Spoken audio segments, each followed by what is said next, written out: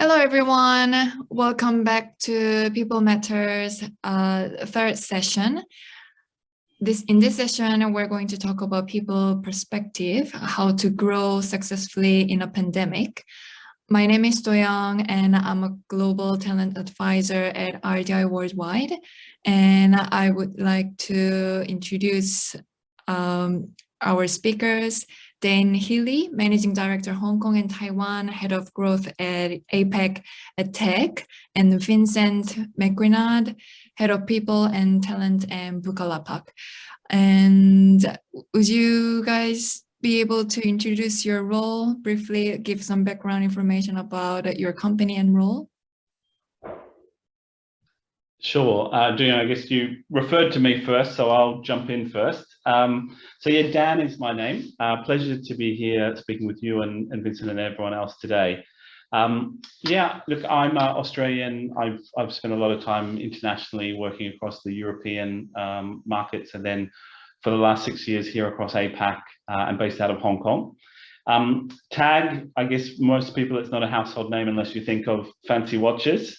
But look, we're a marketing agency. We have a very distinct specialism around content.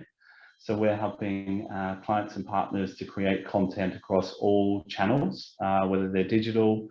We have a lot of expertise around physical retail, and also, I guess, what we would look to now is sort of integrated campaigns in an omni-channel world. So how does online and offline link together? We have a really diverse grouping of partners in terms of retail, CPG and FMCG brands, pharmaceutical and life science, but then also a lot of professional and corporate clients as well. I guess coming back to the last part of my role, so I run both Hong Kong and Taiwan markets, as well as looking after our growth function for APAC. So that's looking at how we can expand and add further value to both existing and new clients in the region. And so, look, it's great to be speaking to you today around people, because obviously what we do is intrinsically linked to the people and the talent that we have at TAG. And I've got a lot of people working alongside me and with me. So it's really something near and dear to my heart. So great to join today to talk more. Over to Vincent. Thanks, Dan. My name is Vincent. I'm the head of talent for international for a company called Bukalapak. So Bukalapak is an Indonesian-based technology company. The core of what we do is e-commerce. However, we IPO'd middle of last year, and it was one of the biggest IPOs in Indonesian history, which is really exciting. But really, the purpose of the IPO was to diversify our offerings, and so part of that. To build what we consider the Buka ecosystem was to expand our capabilities globally. So I've been brought on board to help expand outside of Indonesia. So currently we have offices in Sydney, Melbourne in Australia, Singapore, and we've just hired our first people in Korea, and also in Africa as well, so in Cape Town. So our mission is to create a fair economy for all, and we look to do that by offering a platform which is specifically designed for offline to online, so for developing communities, and on top of that, underlying that is our financial services as well. So yeah, happy to be here and talk through my experiences. I've specialized in the tech scene and the startup scene in Australia for the last 9 years, and yeah, happy to help any way possible. Yeah, it's very lovely to have you both on this session. So we're going to talk about whether it was growth or collapse during this pandemic. So in March 2020, with the outbreak of coronavirus, I want to ask how your company handled this difficult situation. Was there any differences different from other companies and competitors or partners? Would you be able to share with that? Yeah, I guess Vincent, maybe you go first this time around. Yeah. I'm happy to jump in here because so previous to joining Bukalapak, actually, so when we bring it rewind it to March 2020, I was working for a company called Pet Circle. So online e-commerce that specialize in pet supplies. So #1 pet supplier in Australia. And the coronavirus was certainly something which we weren't prepared for at all. Being a heavily operational focused business, you know, we relied heavily on people being there face to face, like being there in our warehouse, in our customer support team. And, you know, the business was very, very much traditional in that sense that, you know, it had to be in the office. As we were faced with, you know, the pandemic, we were forced to move completely remotely. And, you know, that was something which, what we actually found was, at the start, we actually thought that it was going to destroy the business. Because if you know, the operation side of the business, anyone caught COVID, especially early on, it essentially meant that we would have to close down the business. So we would have, what we had to do was implement really strict processes in place that ensured that all of our staff was safe in the warehouse. Once we felt comfortable that was a safe environment, we actually made everyone work remotely within our customer service team and our back office. During that time, actually, it was a huge opportunity for us, because with everyone going back to, you know, working from home and being in lockdown, our company actually had the really unique experience of scaling 2 or 3 times what we were originally planning for. So early 2020, we had made plans to accelerate our growth 30%. What ended up happening is that we accelerated our growth 120%. And so, you know, we had to be really, really agile from an operational perspective. I think with a lot of our partners, especially in the delivery side of things, they really struggled to keep up with the demand. Especially with a lot of fear in the marketplace of actually leaving their houses in the fear of catching, you know, COVID. But, you know, after that died down, and there certainly was quite a large backlog, which took a couple of months to recover from that. But after we did recover from that, you know, we were able to really take advantage and acquire quite a lot of customers that would have taken a lot longer to acquire. So then the shift became like not acquiring customers, but keeping customers, because especially with pet food, once you acquire a customer, then you know, the challenge is keeping them. And then, you know, if you have a customer once, then, you know, you want to try and keep them for life. And, you know, one of the benefits, especially for pet supplies, is, you know, it's a recurring product. So it's almost treated like a SaaS. So as like a software, in that, you know, pets need to eat. So yeah, that was a huge opportunity for us. And, you know, proud to say that we were able to pivot accordingly and yeah, take advantage of that market opportunity that no one could have planned for. Yeah, look, just giving my perspective on that, I guess anyone that says COVID didn't sort of make them pause for thought is probably not telling you the honest truth. I think it's something that no one was expecting. So yeah, look, I think certainly there were some scary moments for us in the early stages of COVID, just from an uncertainty perspective.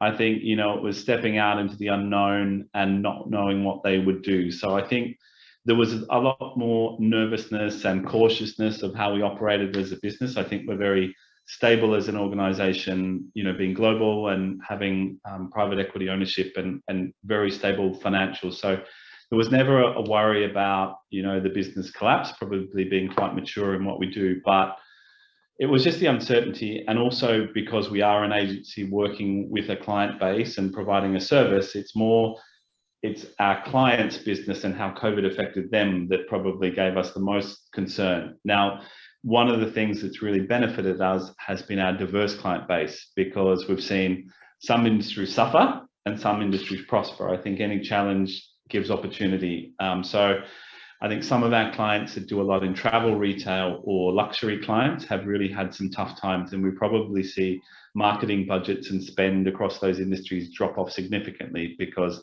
people aren't traveling and airports aren't open. So travel retail has really suffered.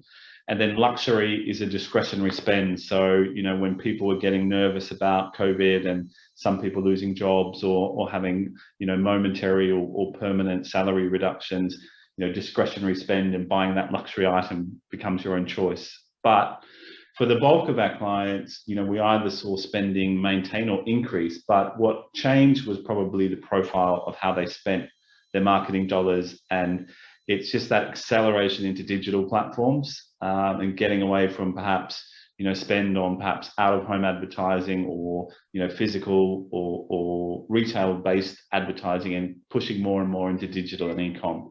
So I think, yeah, for the most part, luckily for us, we were able to sort of have a pretty good ride and in fact grow off the back of COVID, but it's really seen a bit of a transformation and diversification of people's spend profile and how they market their businesses. So for both of you in this pandemic, during this pandemic, it was quite good opportunity to growth somehow. Yeah.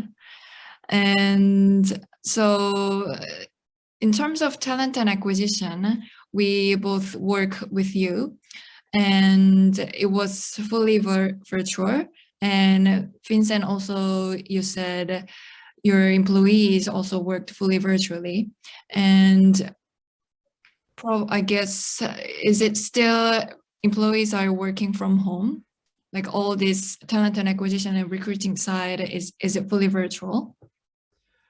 So we've actually starting to move away from virtual. So in Melbourne, we opened up our office 2 weeks ago. Sydney, we're in the process of opening an office now. So hopefully looking to be operational from next week. And in Singapore, we've just signed our lease 2 weeks ago, and the fit out should be completed in March, mid-March, for us to be operational from then. What we're actually finding with that, which has actually been pretty interesting, because I know, you know, people are really enjoying working remotely. However, with our workforce, we've actually been finding that people are very eager to be coming back into the office. So as I mentioned, in Melbourne, we opened up 2 weeks ago. Every single employee has been there almost 100% of the time since we opened up. And I think people are actually starting to crave that personal connection, especially because, I mean, we're a very new operation here in Australia. So everyone started remotely and has had that sense of feeling disconnected. So it's actually been really exciting and kind of taken us by surprise about the enthusiasm that people are showing to work back in the office. And I know here in Sydney, I mean, we're fairly small teams, to be fair.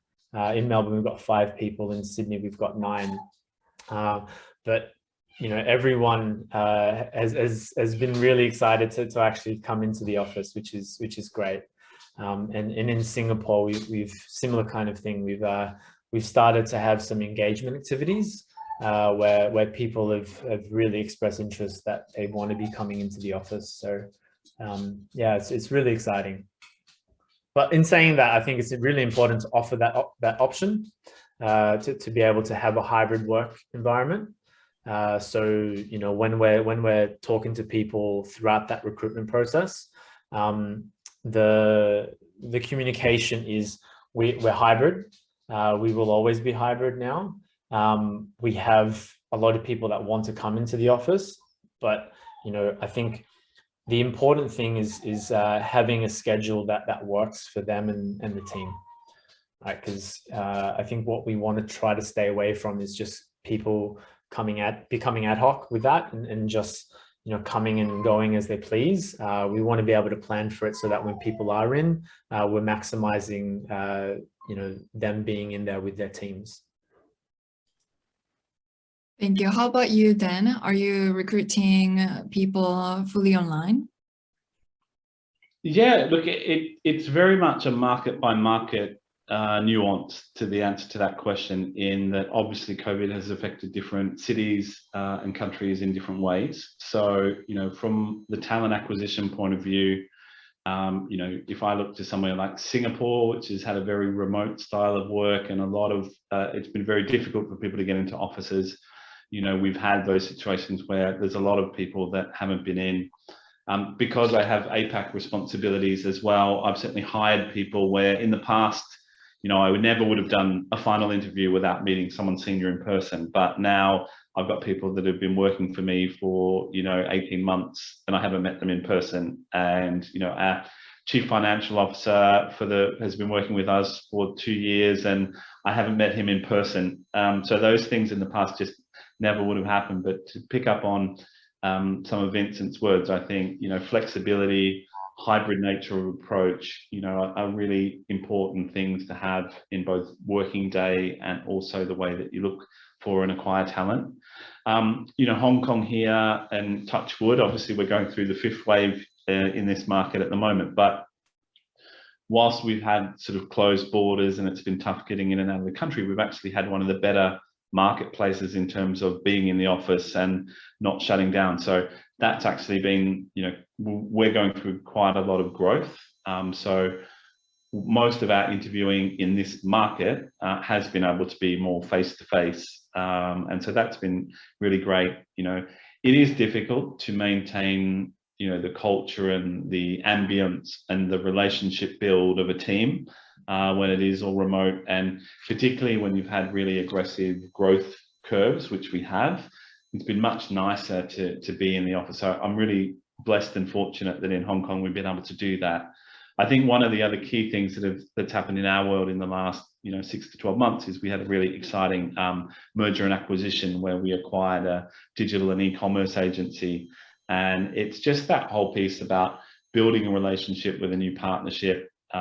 Post the acquisition, their 30 team members coming in to be in the office with us, and us being able to take on new office space with an extra floor, and how we bring those people in. I think had we been remote in this market, that would have been a much longer or more difficult integration period, where you've got that sort of blend of their talent, our talent, all those people coming together. And look, I mean, integration takes a long time, right? And building the shared culture is not a job that's done yet, but you got to set it off in the beginning in the right direction. And I think that's been really aided by us being fortunate in Hong Kong being a pretty open market in terms of people being in the office. Yes, there was a time that face-to-face interview and recruiting process was normal, but now we're living in new normal. So we need to double check whether it's hybrid or like online process or fully online, fully virtual. Yeah, so we're living in this era. And in e-commerce perspectives, it has, as you mentioned, then. So in the retail sector, it was very difficult during this pandemic, but e-commerce got opportunity to growth.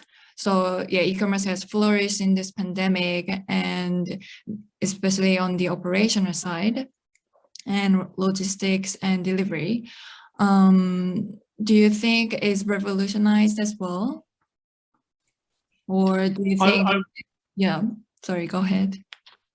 I wouldn't say revolutionized, because I think everybody knew, or those with strategic mindsets would have said, look, the world is becoming more digital.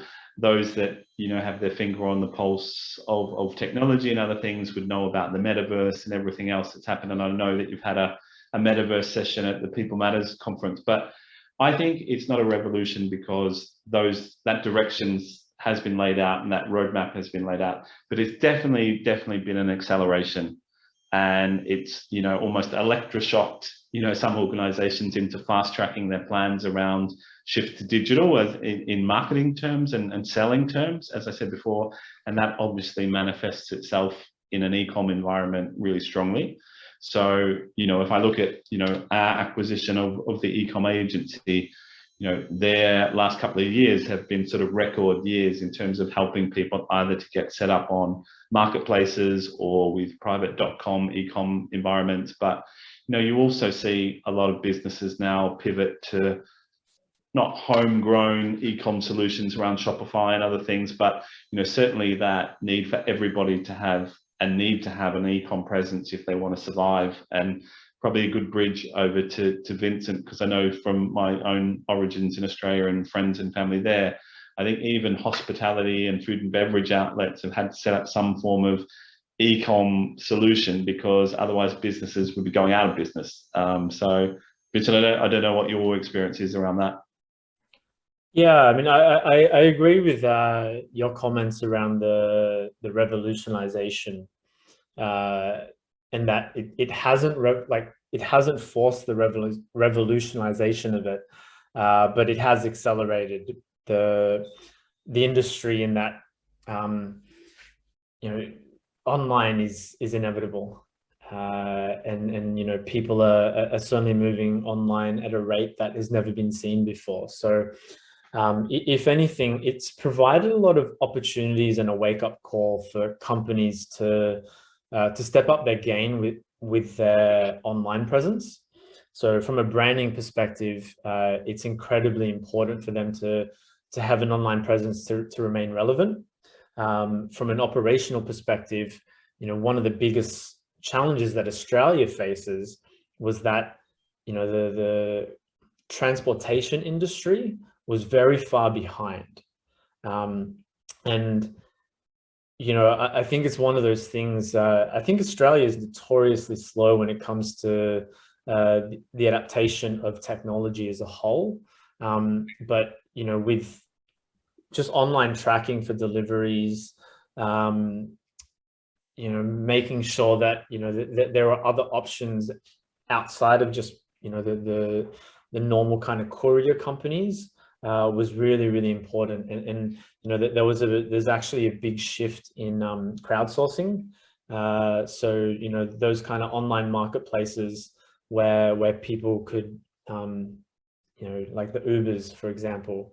Uber actually released a product that allowed people to actually go online and make deliveries for companies on behalf of them, rather than having to go through a courier company. So I think those kind of things were accelerated that just people weren't expecting. But yeah, there certainly were a lot of, like within ecom, I think there were a lot of aspects within it that was forced to really accelerate their plans to go digital. See, at Tech previously embedded its people on client side. Has the strategy changed? Good question. Look, I guess with a lot of the solutions that we do, and we're more of a solution-oriented company, we would have different scenarios whereby, yeah, we would have people sitting in our own studios, we would have people sitting dedicated on site, and we would have hybrid. I think the last couple of years has seen a little bit of a shift in terms of us needing to be flexible, because we have to, if we've got an on-site team, they have to follow the governance of the organization which we're serving. So for example, if we have 10, 15 people sitting on site with client A and client A shuts their offices, we have to follow suit. So it's been that sort of agility to not be able to just look at our own on-site teams in our own office, but look at those sitting on site with clients and not forget about them, because that's the danger of out of sight, out of mind. But we've needed to not only think about our own policies, but monitor the policies of our clients where we do have on-site teams. We probably have seen a shift away from the popularity of some of those things where people are not wanting as many people on site, or again, the popularity, obviously there was the need for working from home, but then obviously the popularity of working at home or hybrid situations has meant that people's real estate footprints and the need for larger real estate spaces for offices has been challenged and has been looked at closely. So that's also brought about a change to some of our client behaviors in terms of, well, I don't need as much office space. I'm going to shrink down my real estate footprint. And probably the first person to not have a seat in the office anymore is the outsource partner. So I think for some of the clients, you know, where we have had on-site, we're starting to lose one or two desks or be very nicely kicked out because, you know, they've shrunk the office footprint, and, you know, we've needed to come up with another solution. So I think there's not a one size fits all answer to that question. I think it's just the need for flexibility and probably staying ahead of what's going to come next and being prepared for it has been really important. I see. And with APAC perspective, do you see any variance by countries? Yeah, look, again, I think it's just it's down to what have been the local market conditions in terms of COVID restrictions and other things. So I don't think there's probably anything that I would add from the point I made before, where, you know, how things happen in Singapore versus Hong Kong versus Seoul versus Tokyo or Sydney. It's really been down to the nuance of what have been the restrictions on people's ability to get into work, virtual meetings or not. That's really driven, you know, the same thing around, you know, on-site versus off-site. It's just been really dependent on local market. So yeah, there's certainly been a nuance to that based on the country and their own government enforced, you know, approach to dealing with COVID.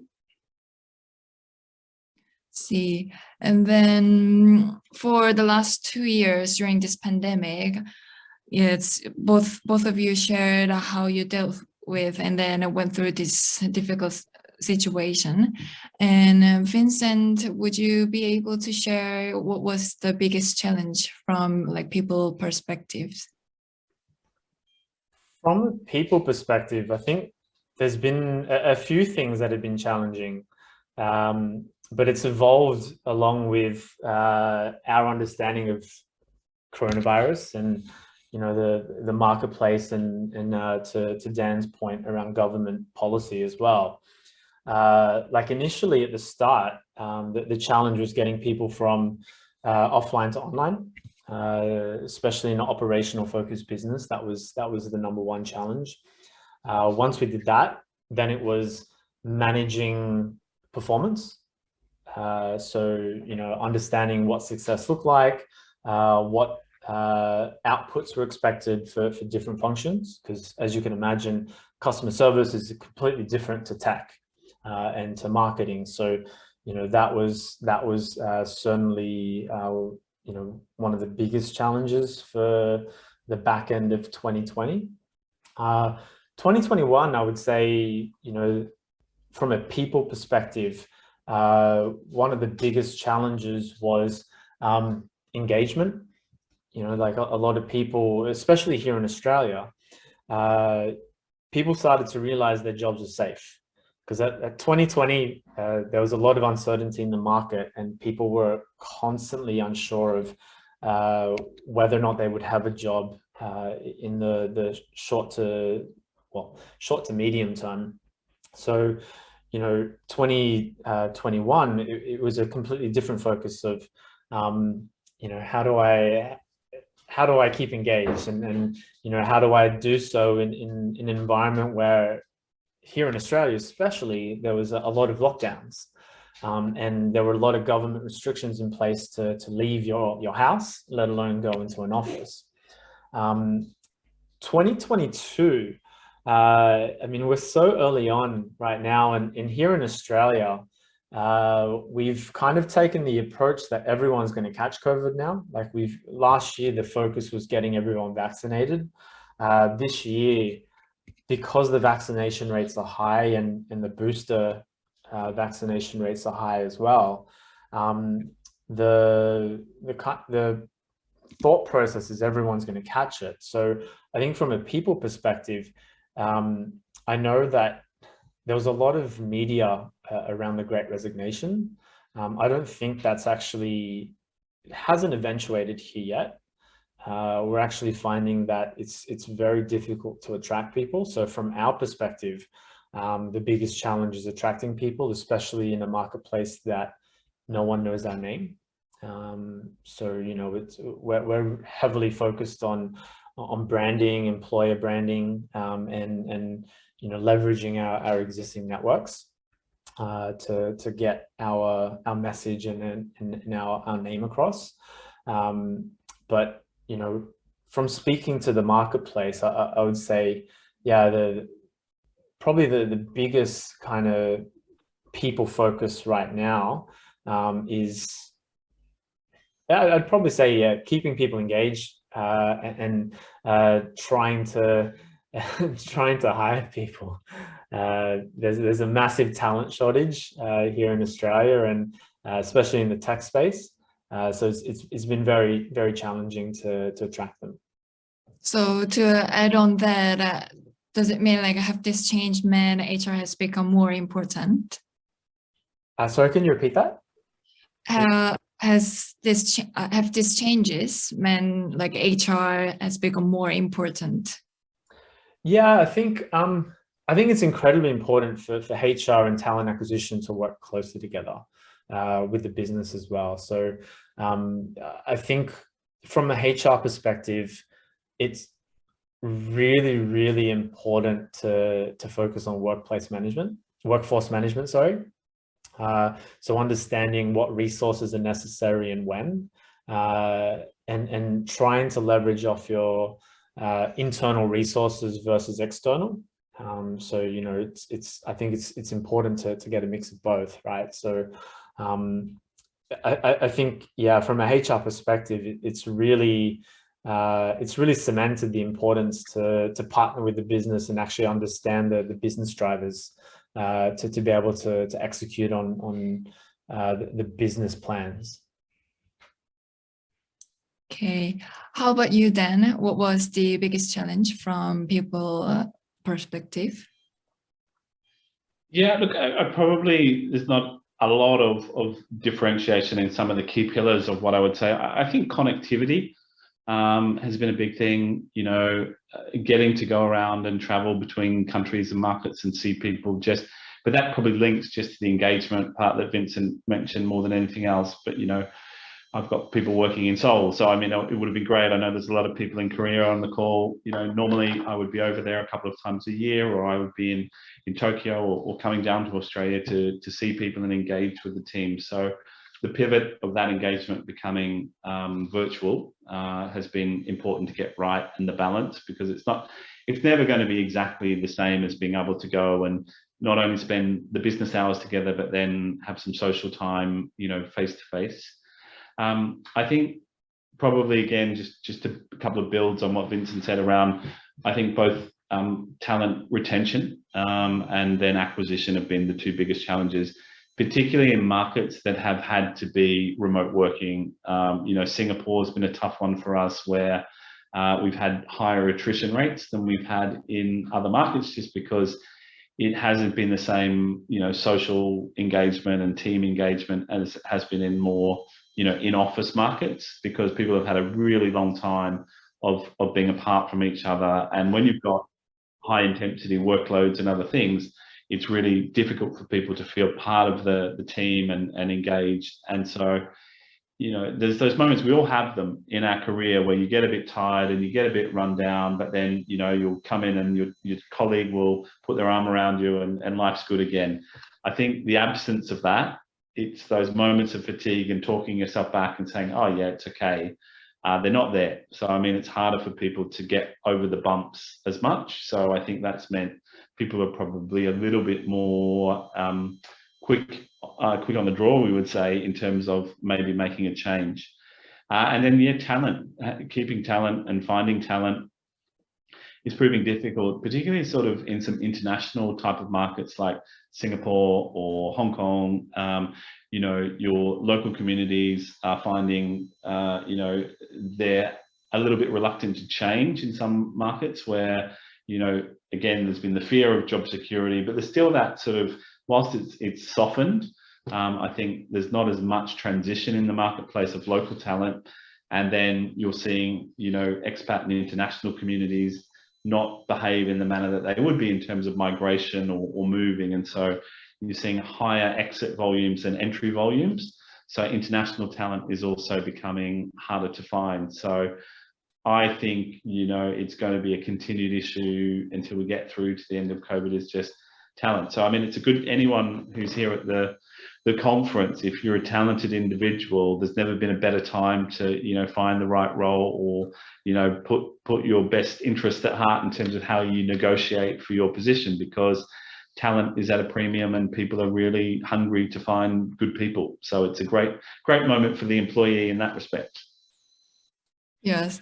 Then, so you said hiring people is getting more difficult in this time, and also at the same time, it would be a great opportunity to change a great job. And I think, Vincent, I heard that you've joined a new company during this pandemic. So I'd like to hear more about your stories. So I guess your interview process and all onboarding process was like fully virtual. Would you like to share some stories? Yeah, okay, sure. I guess my experience is quite different, I would say. So I actually wasn't looking to work before I got tapped in the shoulder with Bukalapak. So I'm in the process of completing my MBA. So I was a full-time student for a while, and I was thoroughly enjoying playing golf and studying. However, for me, what was really enticing about the opportunity at Bukalapak was, firstly, a lot of the senior management I'd worked with at a previous company, at freelancer.com. And you know, when I learned more about the mission of the business, my background, I'm Filipino as well.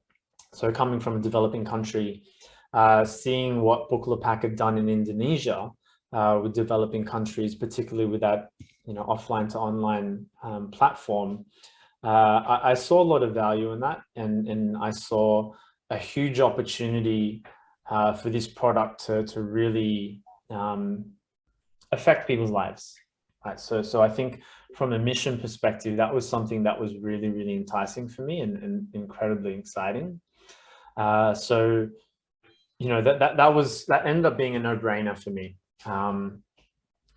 In terms of the onboarding side of things, I'll be honest, because being the first, you know, people person in Bukalapak that's not based in Indonesia, I would say the onboarding process was something that I learned a lot from, in the sense that, you know, I think there's a lot of things that we could do much better. And it really highlighted the fact that as a business, especially in Australia, where we're not looking to launch the product per se, like we're looking to build an engineering hub here to build capability across the business, but we're not looking to launch the product here. So that people experience is so important. So, you know, we have a strong focus right now on rebuilding that and making sure from the very first call that a candidate gets to, you know, when they get an offer, and on the reverse side, when they're not successful in the role, make sure that experience is positive. And then, you know, once they've signed, you know, that onboarding and induction experience is seamless and positive as well. But more importantly, when someone actually starts, we want to make sure that we set them up for success. So what that means, outside of the fluffy, oh, you know, you get a drink bottle, you get a t-shirt, you know, those kind of things, which, you know, you see a lot on LinkedIn and social media. I think that's important because, you know, that's a very minimal cost to the business to make sure that someone feels, you know, welcomed. But I think more to that, like, you know, from a real kind of three-dimensional level, I think what's more important is making sure that they understand what is expected in their role. They understand what success looks like in their role, and the value that they should be adding. Right? Because, you know, if they understand where they fit in the business, they understand, you know, again, the value that they have in the business and why they were hired, I think you're going to get a lot more of an engaged workforce. So that's something that we're looking to build here. I mean, we're so young. I mean, we only incorporated here in Australia October last year. So, and again, we're only opening the offices now. So I think there's a huge opportunity for us, and that's going to be the main kind of focus. But yeah, I think my personal experience with the onboarding was something that, was a really good learning curve to understand, how we could be doing better. Thank you for sharing your experiences. And before we move on to the Q&A session, I want to give you both questions. So I believe you both have respective companies, like small presence in Korea. Is that a potential for growth, or any comments on that? Yeah, look, I probably give Vincent a bit of a breath and jump in. Yeah, look, we've been in Korea for a really long time now, for about sort of 15 years. I think it's been more, I guess, quiet or subtle in terms of how we've grown there. It's been more of the, I guess, the smaller cousin to the rest of our North Asia business being Japan. But we've seen a lot of growth in Korea in the last, I guess, 5 years, and particularly the last 2. So our business there has doubled in size, and we're seeing a lot of great growth. We've added some really exciting new client logos there with Coca-Cola and some others. We're working with H&M and a lot of big brand names there in Korea now today in terms of the retail space. So for us, it's a really dynamic market. I think, from an e-com perspective and social perspective, with things like Naver and other stuff, it's quite a front-facing, forward-thinking marketplace with a lot of talent. So coming back to the talent point, we've all seen, the domination, I would say, of great content from a TV and movie perspective coming out of Korea. It's really getting an unprecedented profile around the world, and I think that's not only helping with export in terms of Korean talent and Korean product going out to the world, but eyes coming back onto Korea and an interest in that market. So look, we certainly see the growth continuing in Korea. It's a fantastic and exciting marketplace. We're growing domestically, but then we also see the attraction of Korean brands for the rest of the international world. So as an export, we're certainly looking at not only how we can support international and domestic brands within Korea, but how we can support Korean brands as they go on global expansion as well. It's a great time for Korea.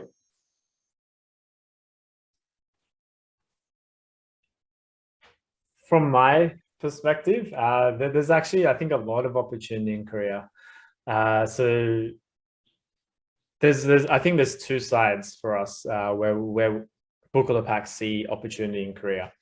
One is from our e-com side, being able to leverage off the popularity of Korean culture. And I know here in Australia and Indonesia and all over the world, there's a huge love and passion for K-pop and Korean dramas. So I know that that's heavily influencing a lot of cultures now.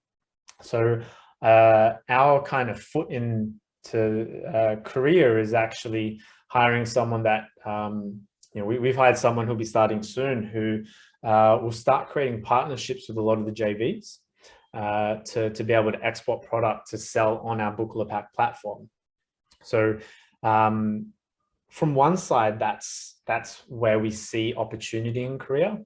On the other side, more on the workforce side, so our CEO, his wife's Korean, and he's spent a lot of time in Korea. He's very enamored by the Korean culture in that very hardworking. He's spent a lot of time within the tech community there as well, and he's been able to witness just the hardworking nature and dedication of a lot of the engineers there. So our kind of next phase of growth in Korea is certainly building more of an engineering hub for software engineers and products to be able to work on the greater kind of Bukalapak platform and ecosystem. So, I think there's a lot of opportunities on both sides of our marketplace. Thank you. And the last question to Dan, with the title of Head of Growth, what are you focused on for 22 or beyond?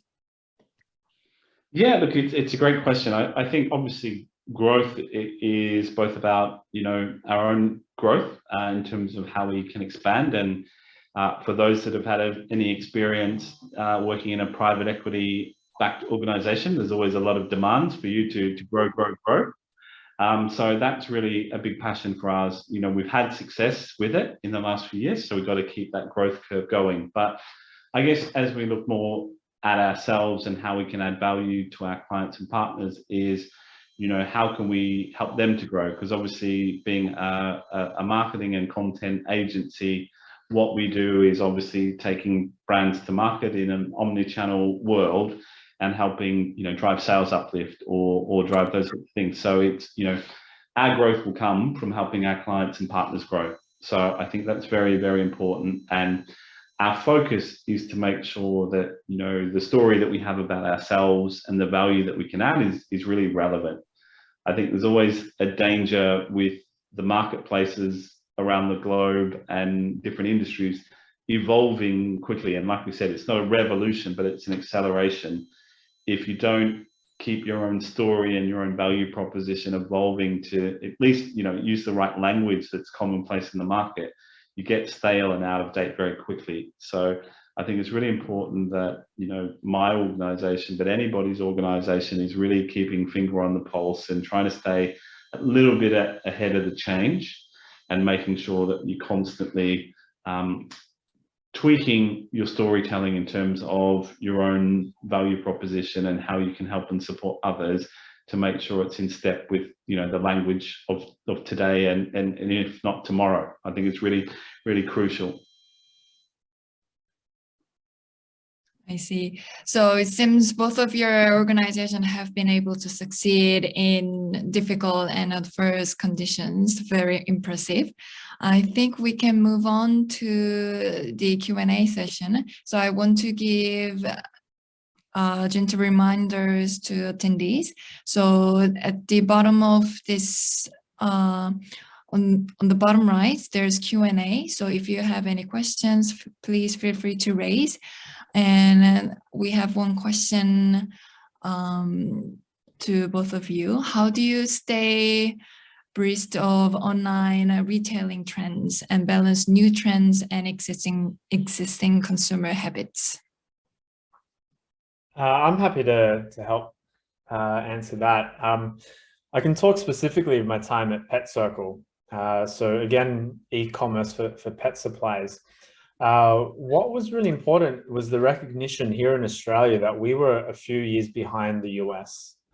When we looked at the US, Amazon being the juggernaut that they are, what the market actually was showing was that more specialized e-commerce was far overselling Amazon in their respective marketplaces. So specifically in the pet retail, Chewy was the product that everyone was using, as opposed to using a platform like Amazon.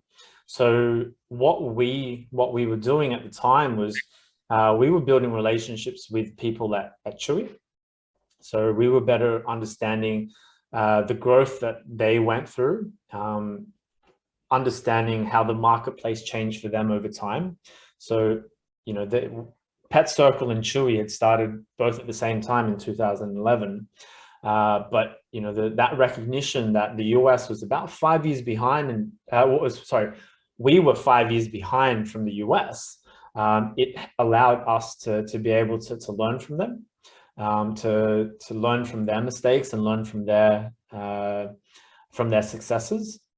And so we actually were at the forefront of kind of changing some of our key teams. So, and this is that workforce planning side where, moving away from what was a traditional kind of retail industry into more digital and online.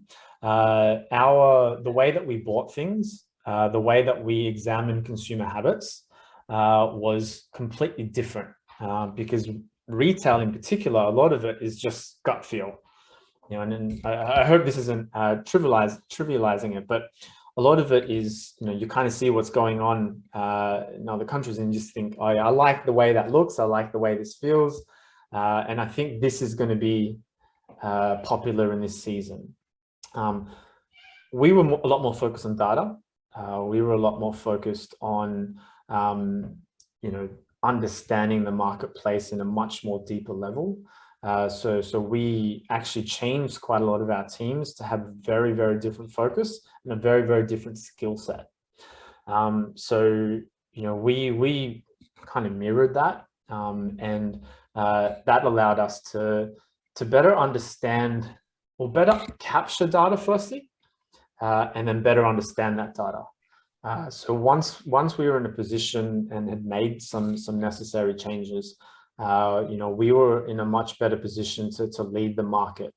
And, you know, especially when it comes to e-com, you know, the adoption rate for customers is continuing to grow, right? So when people are moving away from offline to more online mediums, I think, I mentioned this before, the real key focus is retaining those customers, right? Because when you understand the cost to acquire them, which a lot of times in e-com, the cost to acquire them is actually quite high, that you don't actually make a profit on them straight away. So, you know, when you understand that cycle, and understand, okay, we need to make X amount of sales for them to be profitable as a customer. You know, those kind of things are really, really important for us. And, you know, that was incredibly important in understanding and keeping abreast of that market and staying on top. Thank you. Anything to add on then? Not too much. I think, look, it's just, you know, keeping an open mindset in terms of the diversification between what people are doing in a marketplace environment versus what's happening in like that sort of .com world, because there will be some nuance in, you know, particularly in some places, like if I look again in Hong Kong TV Mall has been like a big driver. In China, you have Tmall and JD.com. You know, it's understanding sort of the trends and how they're doing it, because in some countries, those marketplaces are incredibly dominant ahead of, you know, private e-com enterprise. But, you know, the trends then extend how smaller organizations, etc., are coping and what they're doing. So I think depending on the country and where people are, it's understanding, you know, what is, you know, a marketplace and what is, you know, an own .com e-com environment, and what's the difference driving it. All right, I think there's one more question. How can we, let me see. How can we better convince partners to align with our companies and process and system? And compared to Zara's fastest cycle of like 14 days, yeah, Shane has shortened the process spanning product design to the 7 days due to their proximity. And any opinions on that? Yeah, look, I mean, I'm you know, having worked before with Zara and with Shane, I know the two organizations. So yeah, look, I think again, it's just understanding stakeholders and what's important for them. I think, and it depends ultimately. Look, again, I'm not sure the angle or the aspect of where the question's coming from, where it's someone within those organizations or someone servicing those organizations, because there's also that, you know, client versus partner relationship, and who is the one driving the process or the timeline or the conversation. But, you know, I think what I have always found is, you know, transparency around, you know, what's driving timing around a process like that. But, you know, that's one of the sales propositions of Shane, and the speed and everything that they're doing The cost is one thing, but I know that in some marketplaces and some countries, it's just physically impossible for people to match that sort of same aggressive timeline. So, retail in general and fast retailing is just continuing to grow, and customer, I guess, demand and customer expectation is just getting increasingly, I guess, aggressive in terms of timing. So, it's a balancing act. It's a balancing act to try and meet customer demand, but where, particularly if you're in a service-related industry, you will stand out is just, the age-old things that make you do well in business, which is transparency, honesty, and knowledge. Knowing what are the drivers behind that speed to market, and knowing what's possible in market versus what's not. And, it might be that in Korea, there's a different, journey and timeline that can be achieved versus in China or Japan or America. And you have to know your market, and you have to know what's achievable, and just a bold statement of what someone's doing in another place that's not in your market and doesn't have the nuance or the challenge. You can't just, do it on a non-evidence-based thing to try and align to, something that's not feasible. So I hope whoever asked that question that remotely gives an answer to it. Okay, so to wrap up this topic, then you told us that take this opportunity, even though this difficult situation, if someone is looking for like new opportunities or to change their jobs. And for the talent acquisition and recruiting process, Vincent, you suggested like transparency and positive talent experience is very important. So, and I totally agree with that. And for lastly, anything to add on? Yeah, I mean, I would add on alignment to the vision and mission of the company. I think that's incredibly important. Moving as the the workforce continues to change and the marketplace changing, and people starting to look around.